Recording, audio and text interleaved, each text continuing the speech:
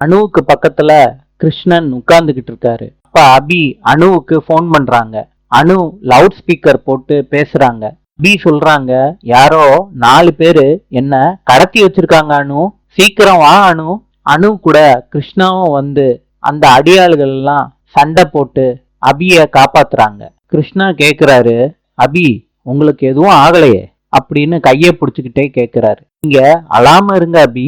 இத அணு கிருஷ்ணாவுக்கு தெரியாம வீடியோ எடுக்கிறாங்க. கிருஷ்ணா சொல்றாரு, அபி நீங்க அழுதீங்கன்னா என்னால தாங்கிக்கவே முடியாது. இப்ப கூட ஒன்னும் ஆயிரல, நீங்க கவலைப்படாதீங்க அபி. ஆகாஷ் இத கேள்விப்பட்டு அந்த இடத்துக்கு ஓடி வர்றாரு. அணுன்னு கத்துறாரு. அணு வீடியோ எடுத்துக்கிட்டு இருக்கத கிருஷ்ணாவும் பாத்துடுறாங்க. வேற வழி இல்லாம வீடியோ எடுக்கிறத அணு விட்டுடுறாங்க.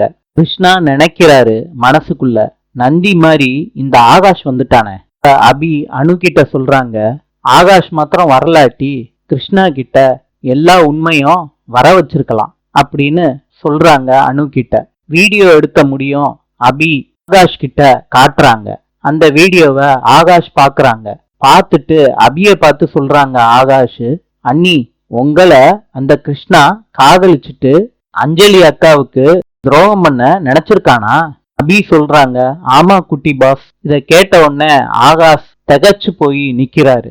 சந்திப்போம்.